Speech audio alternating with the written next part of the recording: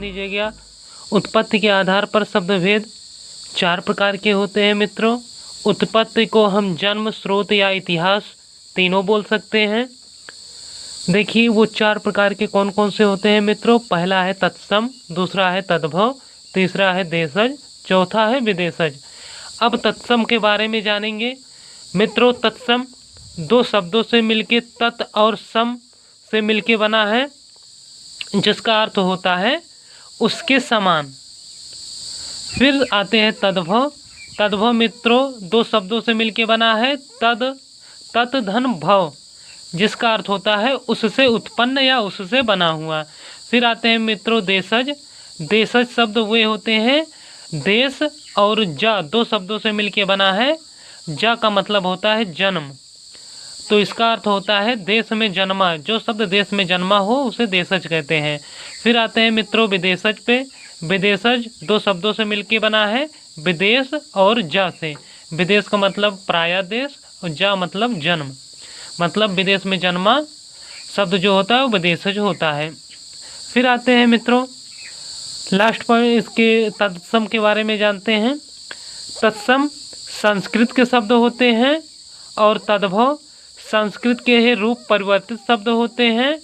और देशज शब्द ऐसे शब्द जिनका जन्म देश में हुआ हो और बोला देश में ही जा रहा हो, वो देशज होते हैं।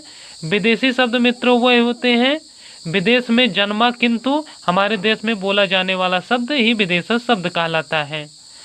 अब तत्सम के बारे में एक बात और जानेंगे मित्रों। तत्सम के उच्चारण में कठिनाई होती है, जो आपको हम उदाहरण के माध्यम से आगे बताएंगे।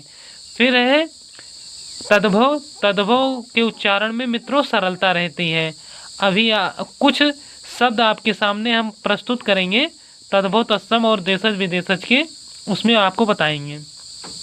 चलिए आगे बढ़ते हैं मित्रों। तत्सम, तद्भव, देशज और विदेशज शब्दों के बारे में जानते हैं मित्रों। जैसे पहला तत्सम शब्द है अन्न, इसको बोलने में थोड़ा कठिनाई हो रही है। फिर इसका तद्भव होगा अनाज।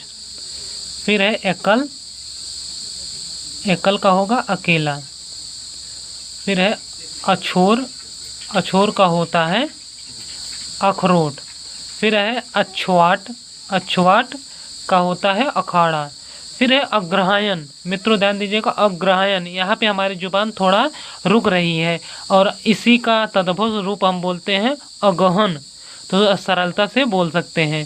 फिर है मित्रों अमृत, इसमें हमारी जुबान थोड़ा रुक रही है, लेकिन इसी का तद्भव हम बोलेंगे अमीय, तो इसको हम सरलता से बोल ले रहे हैं। फिर है मित्रों आखेट, आखेट, इसमें भी हमारी जुबान रुक रही है, इसी का तद्भव बोलेंगे अहेर। थोड़ा सा अंतर रहता है, ज़्यादा अंतर नहीं रहता, तब भी अंतर रहता है, पहचानने के लिए आप पहचान सकते हैं।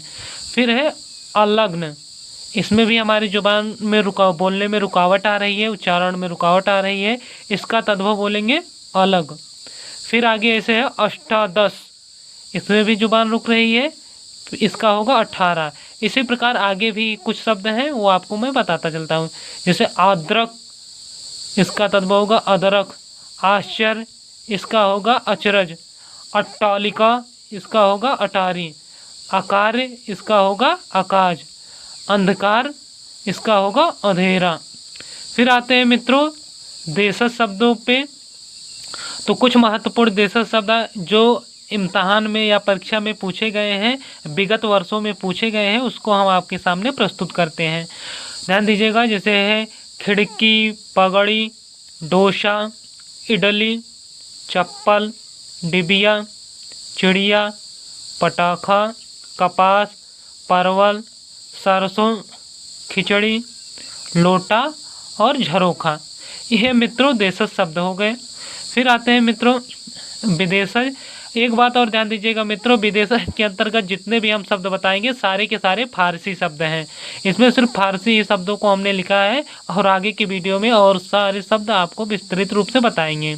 जैसे है गवाह, दुकान, दीवार, गुलाब, अंगूर, दरबार, दंगल, अनार, पजामा, चाबुक, चश्मा, जिंदगी, खरगोश और दर्जी।